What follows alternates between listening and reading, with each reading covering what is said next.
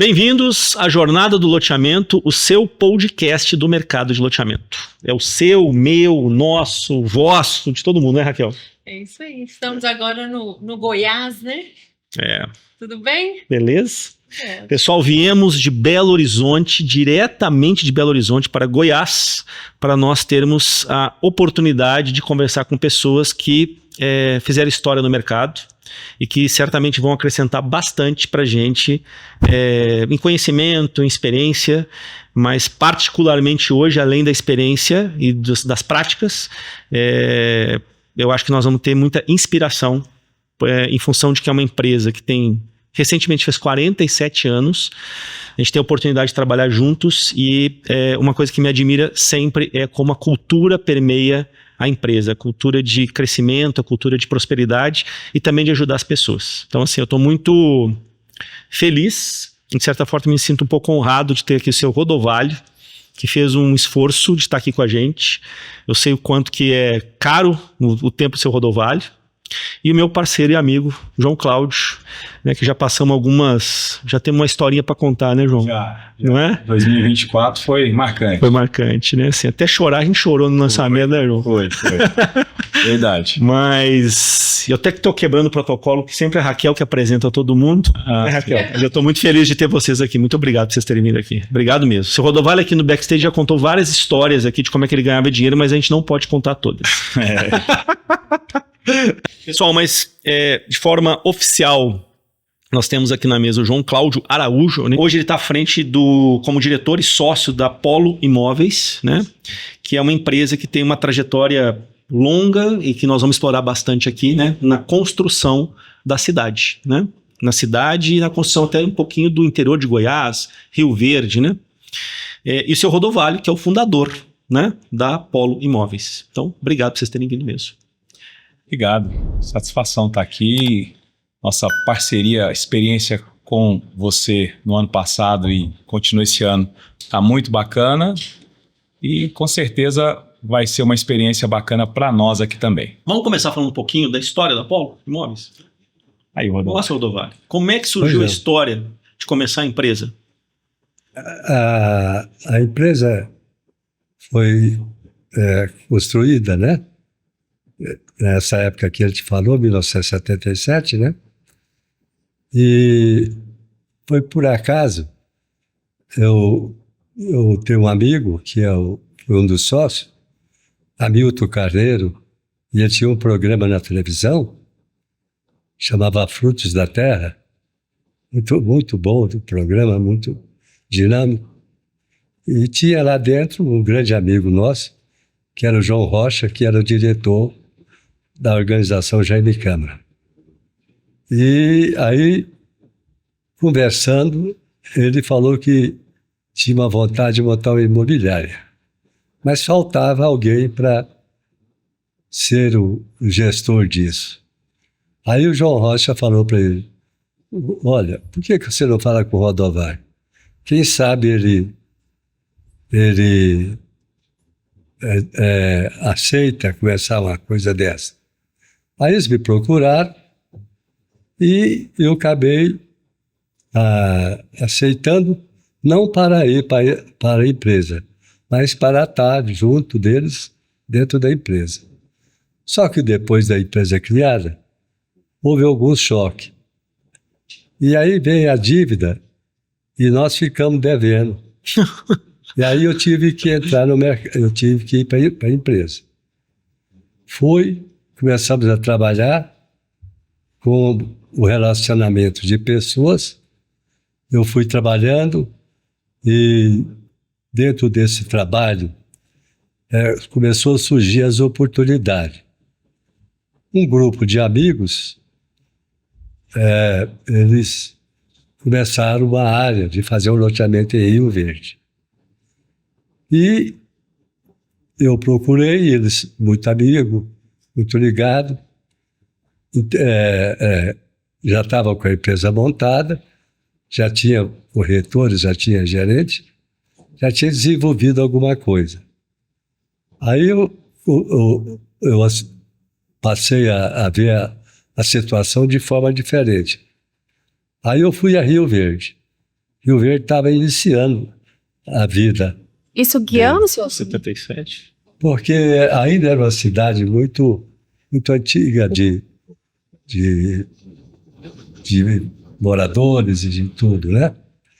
Aí surgiu essa oportunidade de fazer um loteamento lá. Aí eu fui para lá, estudamos tudo, e o loteamento era para você entrar dentro dele, só tinha um pedaço e era água. Mas tinha a proposta de que lá do outro lado poderia ser a estação rodoviária, que o prefeito podia construir. Aí nós começamos a trabalhar o loteamento, e aí veio as histórias, né? O corretor falou para mim, Rodovalho, precisa de dinheiro para comprar o café. E o dinheiro para comprar café foi o último dinheiro para comprar o café. Aí compramos um pacote de café, abrimos as portas e fomos trabalhar com a venda. 3 dias depois, nós tínhamos vendido 1.150 lotes. Nossa Senhora! O loteamento inteiro. Para uma população de 20 e poucos mil habitantes. 20 e poucos mil habitantes. Vendemos em 3 dias. E na Eu época... sabia todas as técnicas de represamento, panela de pressão, eu sabia tudo dele. Na época não tinha... Usava pouco cheque. Pois é, eu ia perguntar como é que era o processo comercial nessa época. Pois é, aí... Chegava o cliente lá... Nós fizemos uma atração tão grande no loteamento, colocamos tanta bandeira, tanta coisa, tanta árvore e tal, e despertou muito, porque era uma parte mais que combina com a altura de Rio Verde. Aí começamos a trabalhar e os corretores foram empolgando. No final de 3 dias, nós vendemos porque eu já falei que 1.150 lotes. E era muito dinheiro, em nota mesmo, em cédula. E o parcelamento, senhor? Não, mas deixa ele falar do dinheiro, peraí. Aí era tanto dinheiro que nós colocamos num saco de 60 quilos de farinha de trigo. De farinha de trigo? Enchemos o saco. Vazio, enchemos de dinheiro. Né? E passei a botar ele no ombro, nas costas, no domingo, até apurar tudo. Porque os bancos não abriam. Aí aí um amigo meu com revólver atrás me protegendo. Né? Entendeu? Aí como eu estava... Isso era réis na época? Não, 77, não? Não, aí já era cruzeiro. Cruzeiro já? Aí eu já estava vendendo a casa, que eu moro aqui em Goiânia, para pagar a dívida. Aí eu liguei para minha mulher e disse para ela, olha, bem, nós não vamos mais precisar de vender a casa. E nunca mais você vai ter um sofrimento na vida. E nunca mais nós vamos sentar na segunda fila do cinema e nem do teatro. Nós vamos sempre estar no lugar melhor. Aí, pode acreditar, nós vamos vencer. Aí, vim embora, foi uma festa muito grande, não era já tudo. Aí, começamos aí o trabalho de loteamento, de venda de imobiliária. Com isso, nós recuperamos as dívidas, o que estava perigoso, pagamos tudo e começou a rodar. E um dia, eu estava entrando na sede da Polo, encontrei um amigo que era um grande homem, um grande construtor em Goiânia, e perguntei para ele, né, na boa. Ele falou, Roda, você veio para o mercado imobiliário? Que bom, Falei, pois é, na boa, mas eu não tenho experiência nenhuma. O que eu devo fazer para me facilitar e ter sucesso? Ele falou, ó, no mercado imobiliário tem 3 coisas que são verdadeiramente verdade, que não brinca. Se você fizer essas 3 coisas, você nunca vai errar. Depois não, na boa, qual que é as 3 coisas? Nós vamos cobrar um pix de quem estiver nos assistindo para saber. Tô brincando. Pode falar, seu Rodovalho. Nós vamos usar uma coisa que nunca você pode esquecer. Se você cumprir isso, você nunca vai ter sucesso. Você vai ter sucesso. Mas não, na boa, qual que é a coisa do mercado imobiliário? Localização, localização e localização. Então você leva isso para o resto da sua vida. Legal. A localização é o segredo e o sucesso do negócio. Que legal, que legal. E comecei a olhar e trabalhar. A empresa vendeu mais de 100 loteamentos nessa época, até aqui. E fomos vendendo, sempre respeitando a localização. Desenvolvemos essas mudanças todas. Aí tem a transformação de voltar para a democracia e começamos a trabalhar normal. A primeira loja que nós montamos foi na Avenida Goiás, no centro. Depois o centro começou a entrar em uma certa paralisação. Saímos, fomos para a Praça do Sol. Fiquei um tempo, aí a Praça do Sol começou a entrar também em conflito. Aí eu resolvi subir para T4, no setor Bueno, que fazem 25 anos que nós estamos lá.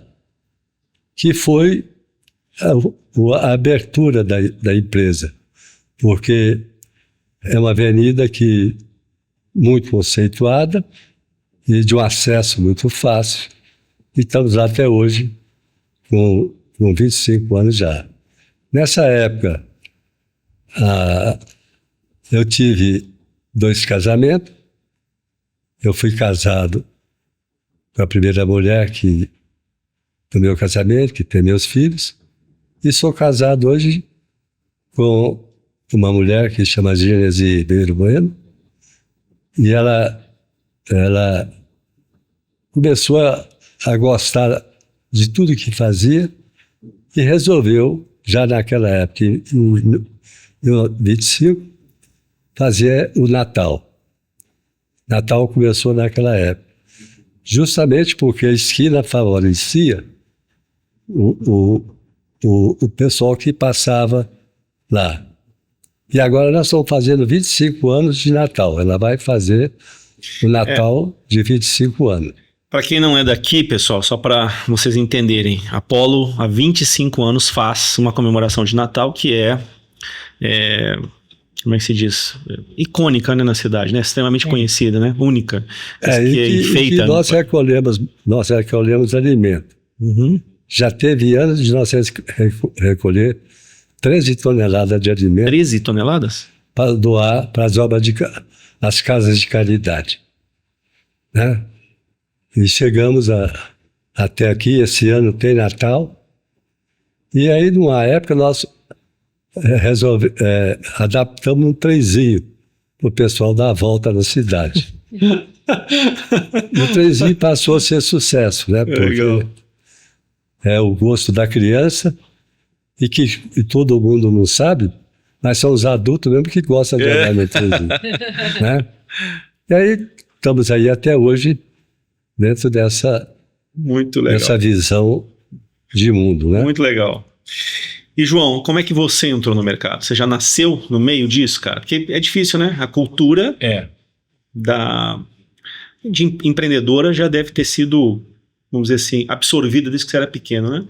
Pois é, e não tem como falar disso sem contar a minha história com o Rodovalho, né? Porque, na verdade, eu nasci na casa do Rodovalho. Minha mãe era funcionária lá, empregada doméstica, e aí a minha irmã nasceu um pouco antes de mim, e aí o Rodovalho falou para minha mãe, não, fica aqui que nós vamos cuidando. Depois minha mãe engravidou de mim e o Rodovalho também disse para minha mãe, fica aqui que nós vamos cuidando. E nesse cuidando a gente morou lá, minha mãe, eu e minha irmã, fomos criados como filhos, como diz o ditado, sentando à mesa, estudando nas mesmas escolas que os filhos do Rodovalho, fomos criados como filhos. Eu tive uma adolescência um pouco mais complicada, porque nessa época que o Rodovalho ficou viúvo, minha mãe distanciou um pouco da casa, nós distanciamos, mas quando eu cheguei ali na fase um pouco mais jovem, eu busquei relacionamento de novo com o Rodovalho. E ele me recebeu, e aí tem 25 anos, eu costumo dizer que eu estou aí num curso, né, pela Universidade Rodovalho. Então, foi assim que eu entrei no mercado, mas não entrei como corretor. Não? Não. Eu pensei que você tivesse começado como corretor. Não, Rodovalho me colocou para colocar, tirar a placa, fazer vistoria, fazer o trabalho lá bem inicial, passei como atendente de aluguel, depois quis ser corretor, me tornei corretor, depois a empresa teve uma oportunidade de lançar um loteamento ali no Anel Viário, que é o Moinho dos Ventos, que é um bairro muito conceituado aqui em Goiânia, e aí o Rodovalho me deu a chance de ser gerente, e de lá para cá a empresa foi dando uma dinâmica, sempre com ele, colado com ele, aprendendo tudo aí do mercado, e ele apostou as fichas em mim, e aí logo o diretor, a equipe foi aumentando, a gente fez a expansão lá da nossa loja, o genro dele, que é o Elmar, veio para a empresa para ser o diretor jurídico, e eu assumi a diretoria comercial. E aí logo, em poucos anos, nos tornamos sócios, e temos lá a nossa equipe que você conhece, né? Maria Júlia, filha do Rodovalho, que é a nossa diretora financeira de operações, eu sou o diretor comercial, o Elmar, diretor jurídico, nós, junto com o Rodovalho, fazemos a gestão. E como ele disse, a esposa dele faz a gestão da unidade de aluguel, que é num prédio separado, porque cresceu demais, não cabia no mesmo espaço físico, mas é ali do lado, na galeria. Foi assim que eu entrei, né? Entrei por essa, vamos chamar essa porta afetiva de cuidado, mas logo me apaixonei, vendo o Rodovalho viver isso o dia todo, né? E ele com muita paciência e todo investimento investiu. E estamos juntos. Você sabe que eu acho interessante, João, assim, eu não sei se por você viver aqui, você tem essa noção. Eu percebo que muitas empresas daqui, elas começaram como imobiliárias, mas são imobiliárias que empreendem. Não é assim, empreendem no sentido de desenvolver produtos imobiliários, incorporações e loteamentos. Não é muito, pelo menos nas praças que a gente atua, não é muito comum. Assim, a imobiliária é imobiliária, no sentido comercial, e ela não é uma desenvolvedora imobiliária.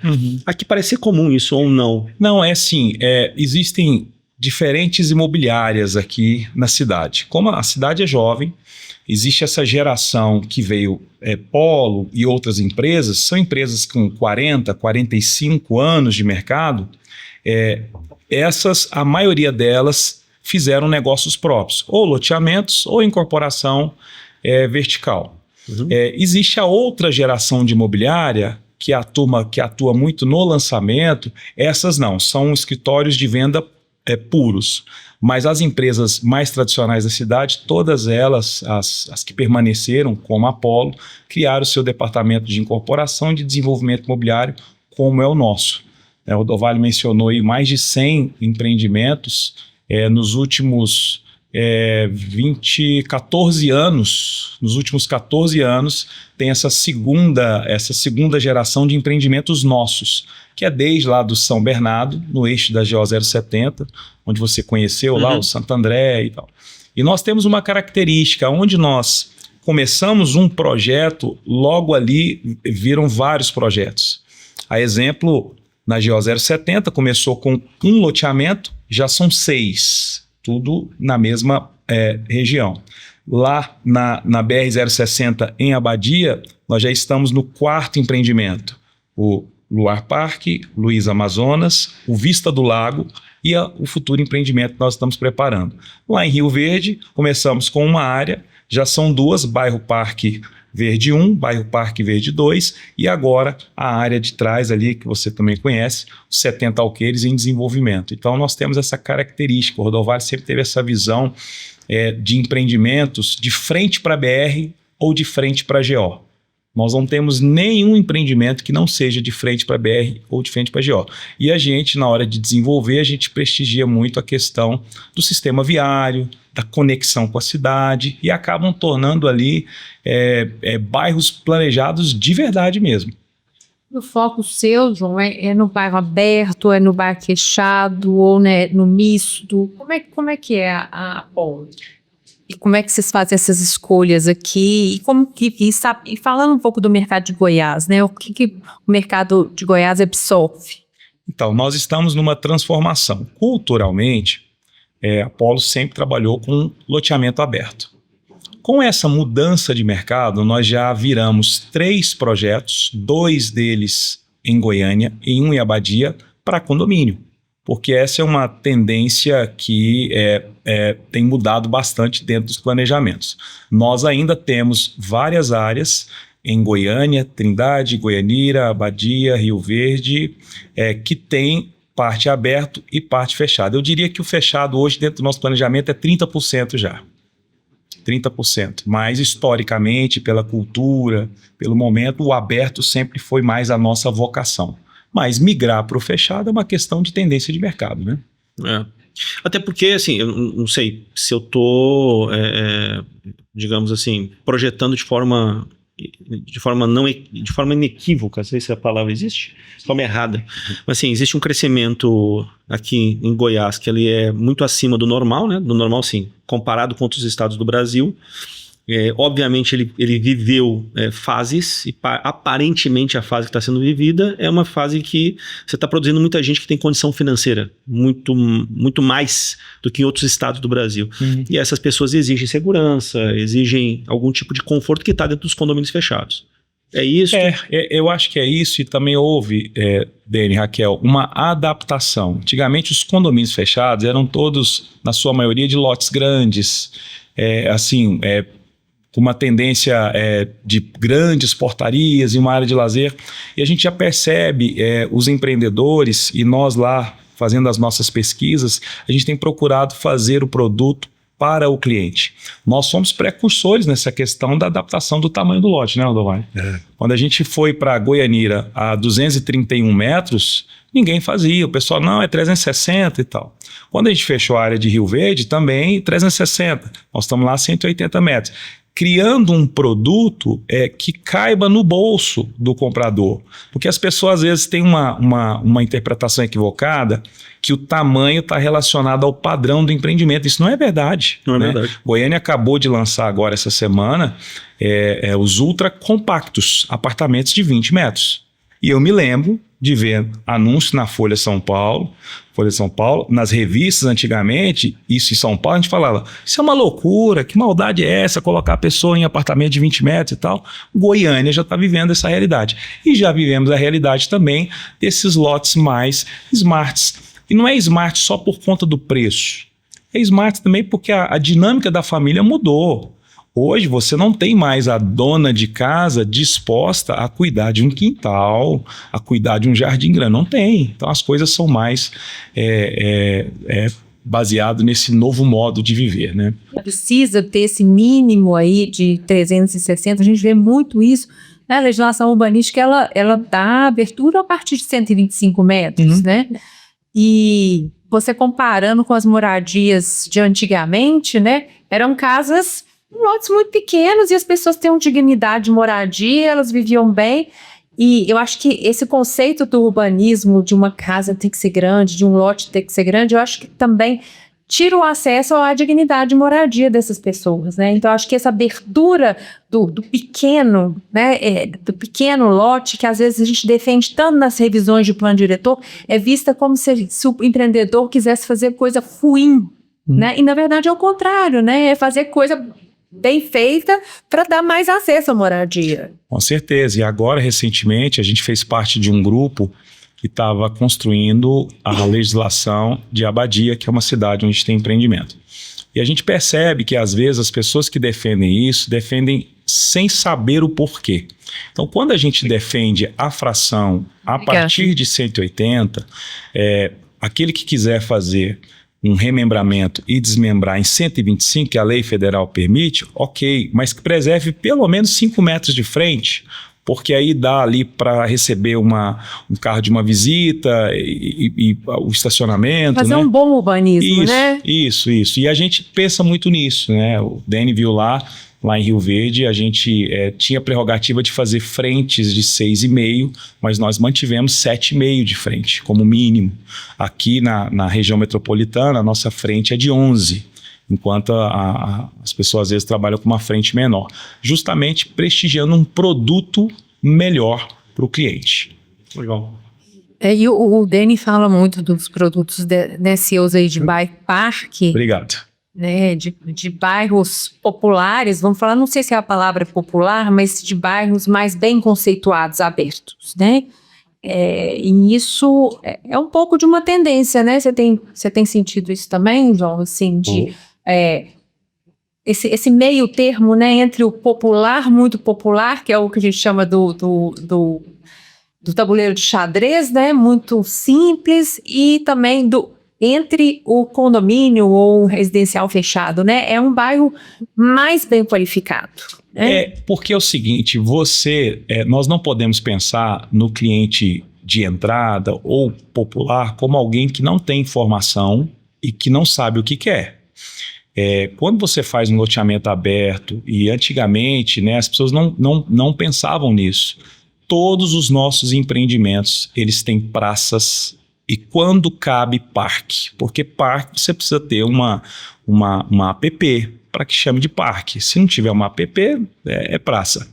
Mas mesmo os que não têm uma app, a gente cria praças justamente para entregar esse estilo de vida, porque não é porque é econômico o padrão ou é de entrada de uma parcela menor que esse público não sabe o que é. Ele sabe sim, eles estão conectados, eles estão por dentro, eles estão consumindo tudo que há no mercado, né?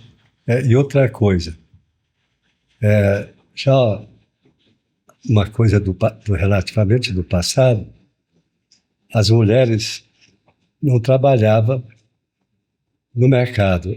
Elas não iam para comércio, não iam para indústria, não iam para outra coisa. Eram verdadeiramente donas de casa. Elas não tinham circulação. Então ali ela ficava cuidando do jardim, da frente de tudo e tal.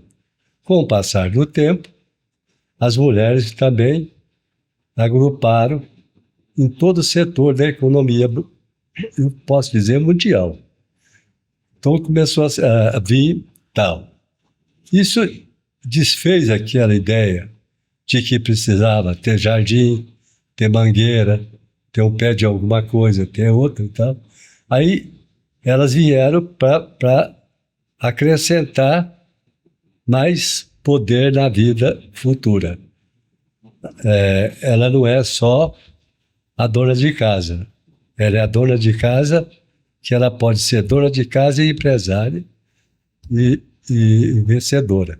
Então, isso tudo facilitou para diminuir o tamanho dos terrenos, porque qual é a diferença de cuidar de uma casa de 300 metros e uma de 80 metros, 120 metros? Isso foi também outro crescimento que deu para o mercado de loteamento, que é o nosso trabalho, que a gente dedica mesmo há muitos anos, é loteamento, né? Seu Rodovalho, eu quero fazer uma pergunta, eu vou contar uma história para lhe fazer a pergunta. Existe um loteador lendário lá em Minas Gerais, que ele fazia excursões, ele pegava pessoas, convidava as pessoas para ir no centro da cidade, na Praça 7, enchia os ônibus e levava nas fazendas. E lá, ele meio que pegava uma trena, eu estou contando o que me contaram, pode ser que não tenha exagerado, mas aparentemente grande parte é verdade. Ele pegava uma trena e falava, ó, 10 metros de frente, 20 de fundo, esse é seu lote, piqueta. E ia piquetando na hora, aonde estava já não sei se existia grade de rua, não sei. Mas enfim, ali naquela hora ia fazendo loteamento. O que mudou tanto daquela época? Por exemplo, a Raquel ia fazer uma pergunta que eu também estava curioso. Nessa época que o senhor pegou e encheu os sacos de dinheiro, e tinha financiamento para o cliente ou não? Ele tinha que pagar à vista? Não. Prazo. Tinha prazo? Não tinha prazo que tem hoje. O prazo maior era 60 meses. Mas ainda assim, era legal, era bom. Era 36, 48, 60. Que era o prazo que dava para financiamento. Para fazer a venda. E era carnezinho? O cliente recebia um carnezinho a pagar na Polo? Como é que era? Olha, não era um carnê, não. Era uma proposta que vinha anotando tudo que tinha sido feito na venda, né? Era um livro.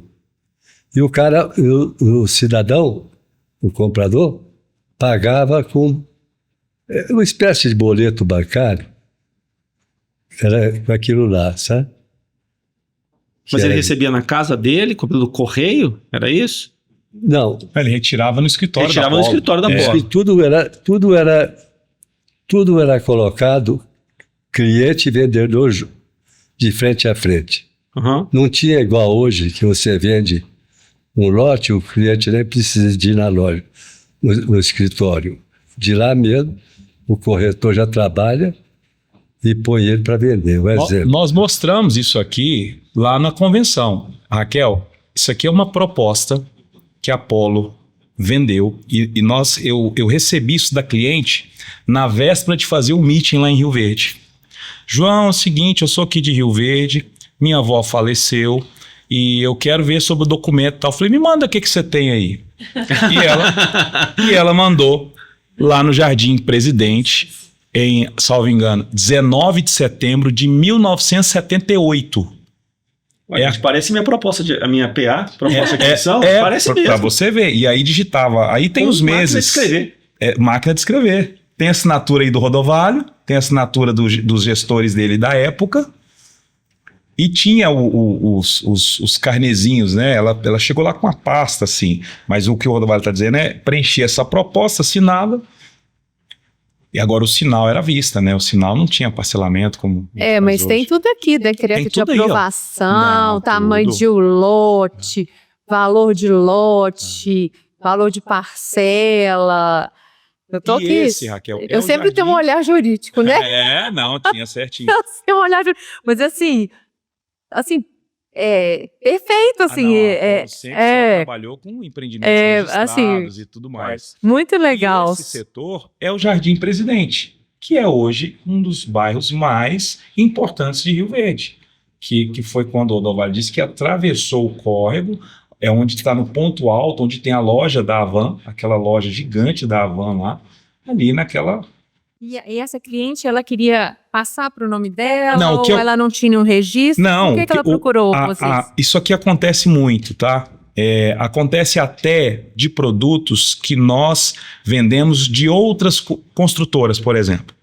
O cliente, quando compra, ele compra da imobiliária. Por mais que a pasta, o contrato foi de uma incorporadora tal, ele chega lá anos depois com a pastinha. Neste caso, a cliente comprou, quitou e tocou a vida dela. Criou os filhos, veio os netos, morreu o marido. Quando morreu a mãe, a avózinha, aí os netos falaram, vamos ver o que a minha avó tem aqui. E arrancou isso aqui e foi lá atrás da escritura. Então o Rodovalho até hoje assina escritura da escritura de trem que vendeu em 1978. E Rio Verde, nós não vendemos só o Jardim Presidente. Nós vendemos o bairro de Lourdes, o setor universitário, o Dona Gersina. Todo esse produto foi nós que vendemos em Rio, foi a Polo que vendeu em Rio Verde. Isso trouxe um conhecimento. E passar dos anos, nós concentramos mais aqui e estamos voltando para Rio Verde para novos negócios que já está bastante volumoso.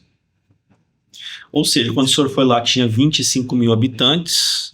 Hoje tem 240 mil habitantes, sendo que existe ainda uma população, sei lá, flutuante lá de mais uns 70 mil, 50 mil pessoas aproximadamente, né? E as projeções são para os próximos 10 anos chegar a 480 mil habitantes. Eu acredito. Rio Verde, nos últimos 10 anos, cresceu 7% ao ano. João, a gente está falando aqui para um público do Brasil, né? Tem até uns que assistem fora do Brasil também. Mas o que se deve isso a essas cidades de Goiás? Só para as pessoas que não são daqui, né, entenderem. Né? Rio Verde, a gente ouve falar em Trindade, Goiânia. O que é essa pujança que faz esse crescimento? Nós temos um parceiro que fala que não pode vir para cá, que aqui é ruim. Eu sei. Que aqui é ruim, aqui não vem. Aqui é ruim mesmo? Nós achamos que é o agronegócio. Porque a Rio Verde é cidade de agro.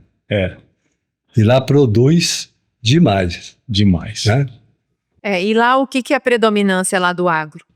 Soja. Soja, milho, né? E lá não tem tanta montanha, tanta coisa. Então, é uma parte mais lisa. E aí facilitou para poder surgir esses produtos e a cidade foi recebendo gente para trabalhar. E aí, falando aqui da metropolitana, Raquel, Goiânia é o centro do Brasil, porque não é só uma questão do centro-oeste, hoje é o centro-norte. Então, as faculdades que tem aqui, o serviço médico que tem aqui, a prestação de serviço que tem em Goiânia é algo assim, a empresa, o grupo também tem aluguel. Então, a quantidade de pessoas que a gente recebe por mês, vindo de todos os cantos do país, é impressionante. Não, vou morar em Goiânia. E aqui tem uma qualidade de vida, o nível de segurança aqui é acima da média do Brasil. A questão da estética, né? Muitas pessoas vêm para cá fazer essas questões dos dentes, implante capilar, né? As plásticas. Então é uma gama de serviço dele. Você teve lá no Orion, né? Você jantou lá no... Eu lembro quando um edifício todo voltado para medicina, eu fui igual um mineirinho, eu te contei a história? Eu lembro. Eu cheguei lá, o cara falou assim, onde é que é o restaurante? O cara falou assim, no 43º andar, salvo engano. É isso. Aí, sabe, o mineirinho, eu falei assim, como é que é? 43? Isso lá na nossa terra não tem, não. Impressionante isso. É onde tem o Albert Einstein, inclusive, né? Isso. Exatamente. Outra coisa também que aconteceu é que com o desenvolvimento da parte de aluguel, nós construímos a galeria que é onde está instalado o cartório. E para lá o aluguel foi. E hoje ele pertence à minha mulher, que é preparada, treinada para fazer o desenvolvimento. E cada vez que passa, a empresa cresce, de aluguel cresce mais também. Então, mesmo sendo desenvolvedores, vocês continuam sendo imobiliárias e a esposa do senhor que cuida dessa parte da locação? Ela que cuida da locação. Todo o trabalho dela, locação e a decoração do Natal. Ela que produz. É um business, né? A decoração de Natal é um business. Você precisa ver. É muito legal. A média de pessoas por noite, 600 pessoas visitam, porque a Apollo, você vai conhecer lá, tem um estacionamento muito amplo e uma praça. Então, é uma instalação comercial, mas com estacionamento amplo e uma praça, assim, com bancos mesmo, um chafariz e tal. Então usa para essa ocupação para isso. Mas você estava falando das áreas de atuação, nós também administramos loteamentos de terceiros também. Então a nossa parte de gestão é muito, mas muito qualificada. Quem dirige ela é o Dr. Elmar, que é sócio, advogado, tem uma equipe lá muito competente. E o Rodovalho falou do livro. Nós temos o livro lá de 1978. quadra, lote, todo escrito e tal, mas hoje é claro, né, tudo em sistema, tudo que há de mais moderno aí na geração de boletos, a IA para o cliente gerar segunda via e tudo mais. E o desenvolvimento imobiliário é o que toma mais, é onde a gente dedica mais. Mas nós temos, eu costumo dizer que nós somos privilegiados porque nós somos empreendedores, mas temos o DNA da venda.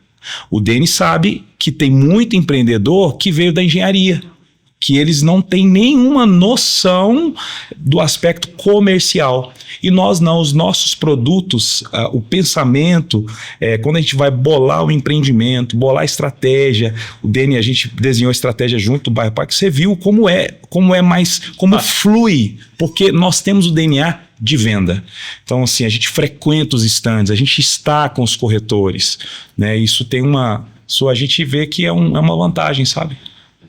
Essa sensibilidade, né, que a gente vê de vocês, de ver essa transformação no comportamento da população, na mudança de uso e tal, eu acho que nessa venda direta também está, né, eu vi aqui, eu que não conhecia histórias suas, vi refletiram isso de forma muito clara, né, assim, vocês colocando isso nos projetos, né, colocando isso nos projetos, muito legal. O Bairro Parque Verde Vida, por exemplo, houve um ganho na estratégia dele muito grande. A gente sempre frequentou a DIT, Coplan, olhando os bairros planejados do país, Pedra Branca, vendo aquela coisa toda, frequentando essas reuniões, e isso nos inspira, né? Além da visão comercial, isso inspirou a pegar um loteamento que poderia ser convencional e transformá-lo num bairro parque. O que é um bairro parque?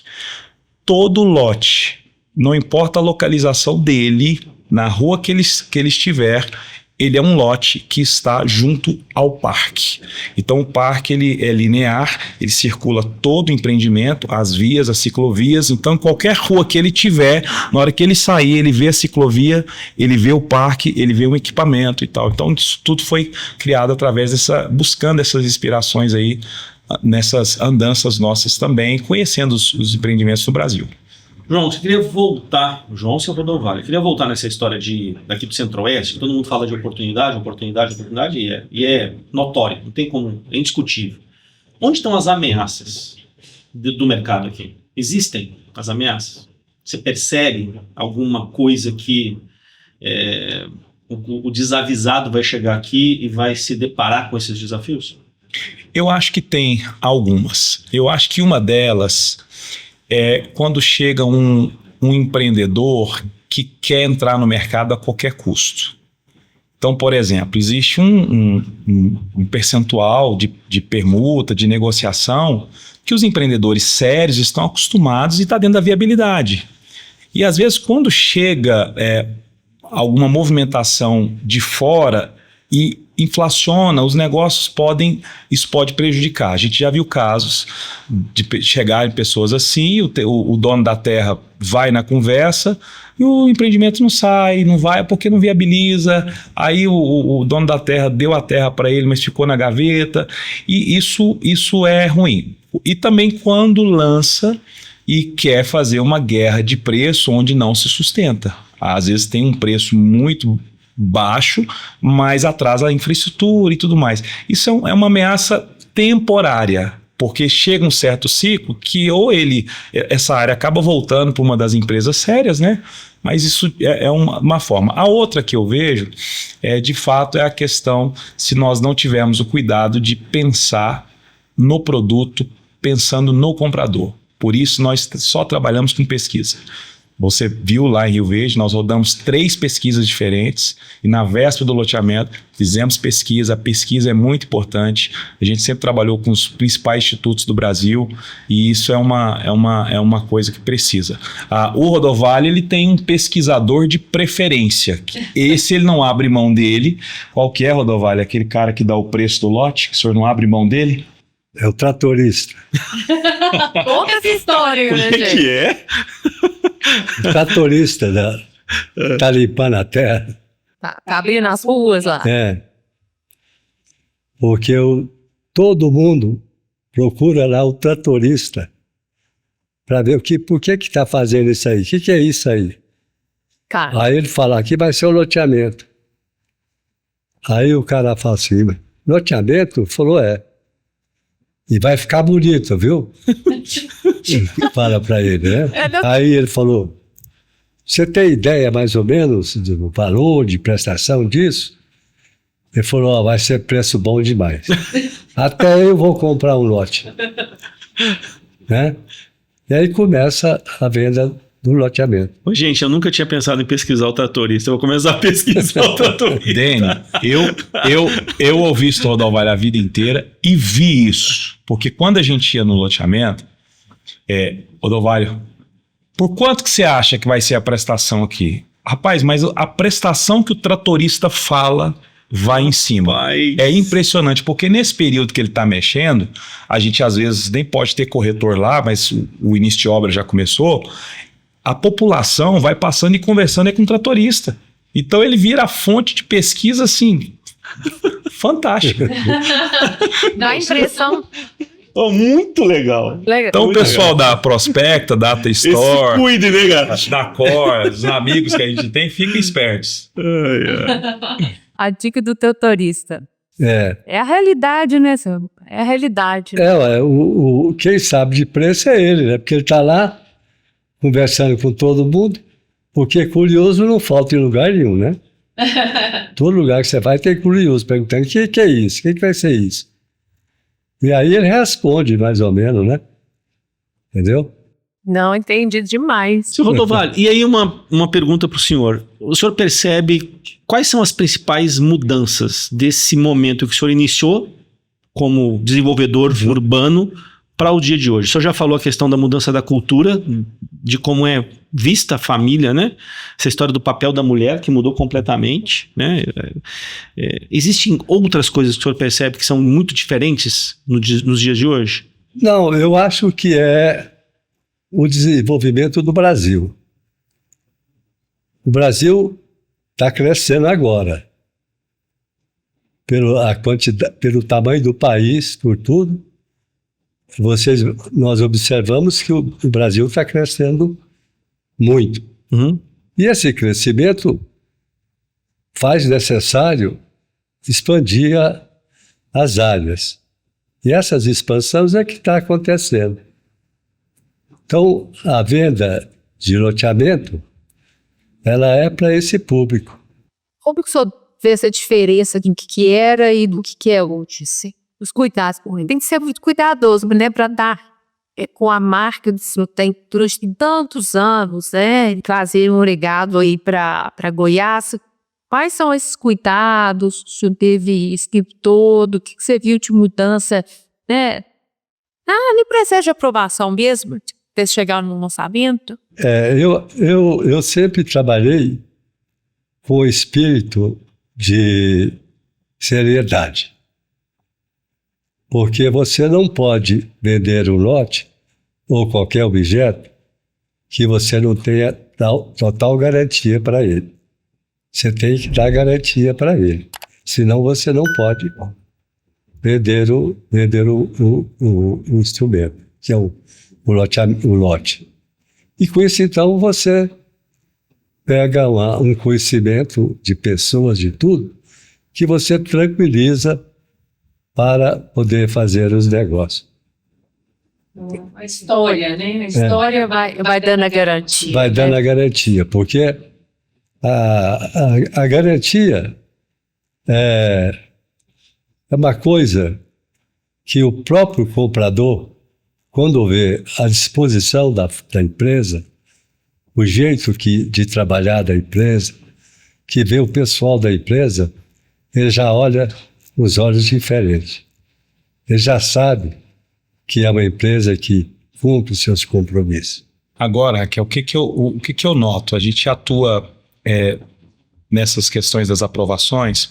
O empreendedor, ele tem que pensar que ele deve viabilizar até o esclarecimento para o município, porque a gente nota que tem técnicos e até gestores públicos que eles não têm nem noção da legislação, não têm noção do que deve ser feito.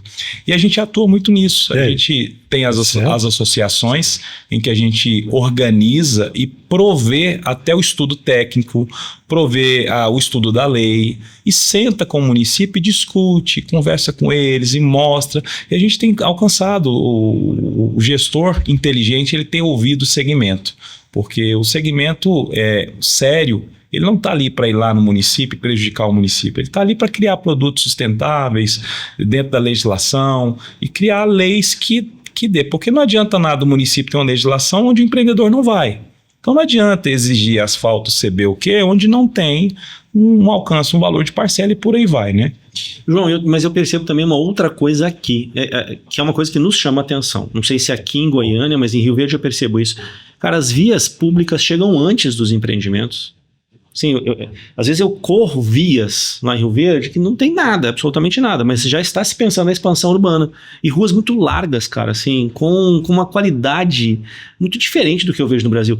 Eu percebo que aqui o setor público ele é mais pro-negócio, ele é mais empreendedor, ou não? É uma visão... Não, no caso de Rio Verde, Dani, é porque tem a exigência do acesso e da contiguidade, que aí para aquele empreendimento ser viabilizado, precisa do acesso e tem exigências locais, às vezes via de 36, aquela coisa toda.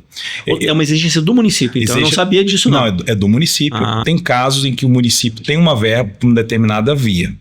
Se for uma via de um empreendimento para o outro, provavelmente os empreendedores é que estão fazendo.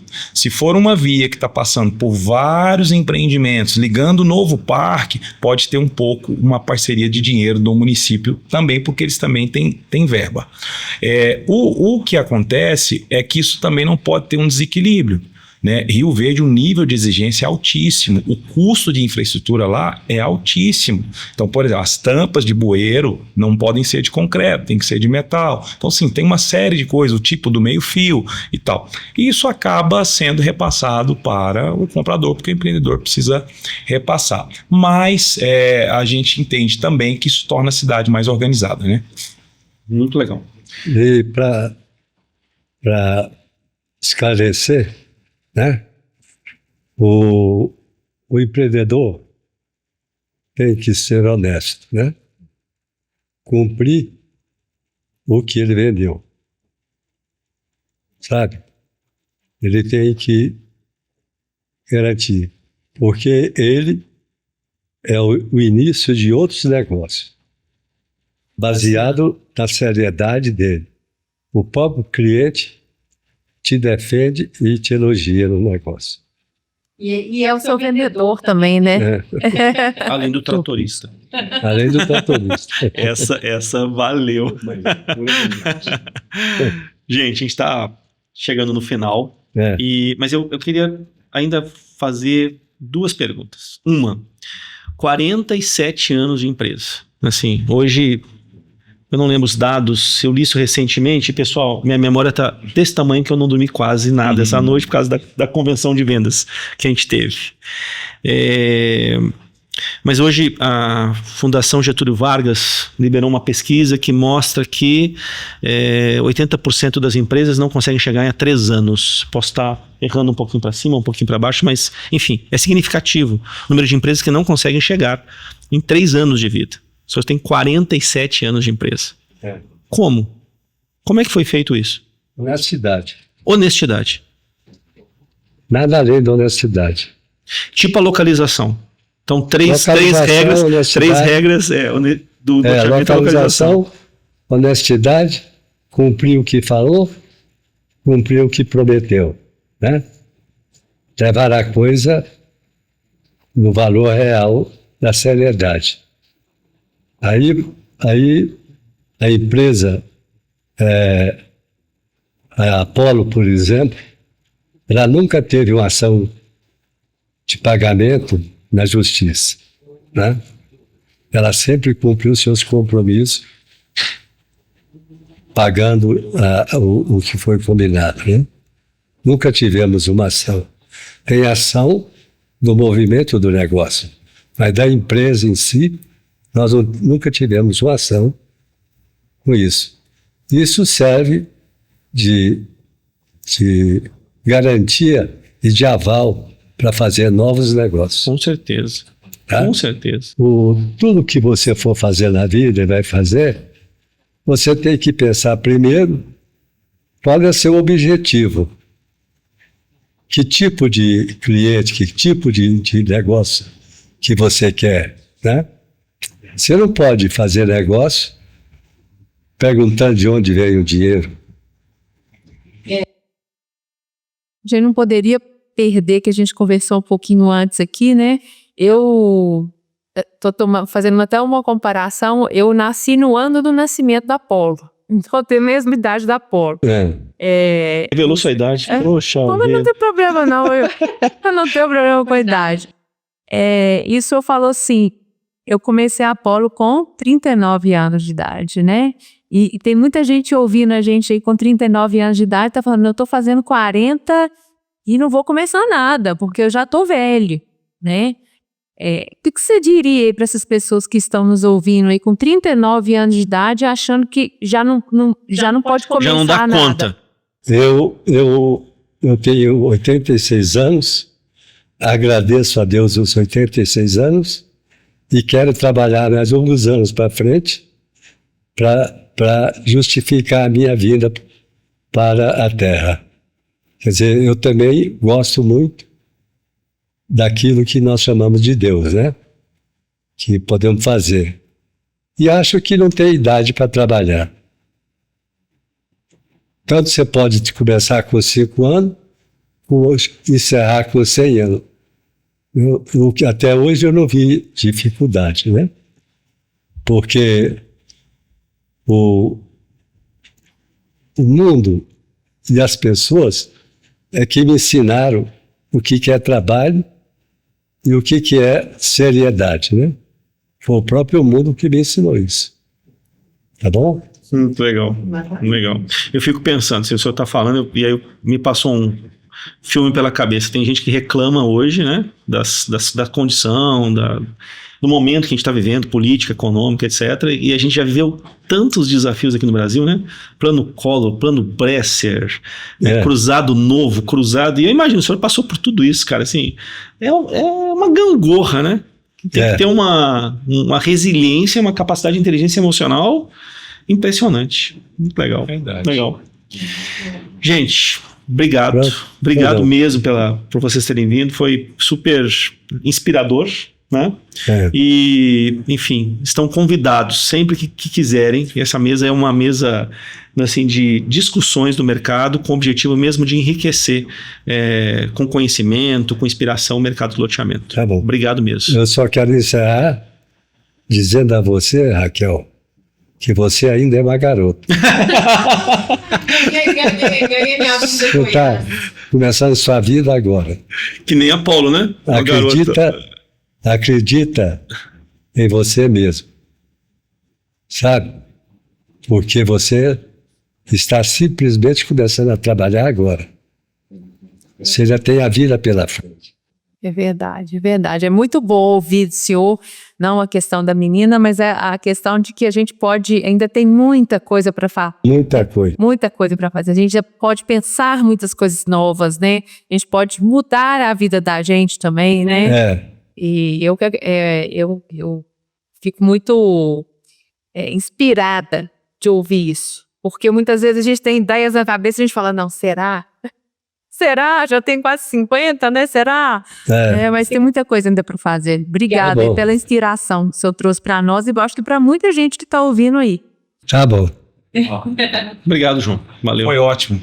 Estamos juntos. Valeu. Obrigado. Eu quero aproveitar e agradecer aí a audiência de todos, agradecer o carinho de todo mundo, agradecer o engajamento de todos na comunidade do WhatsApp.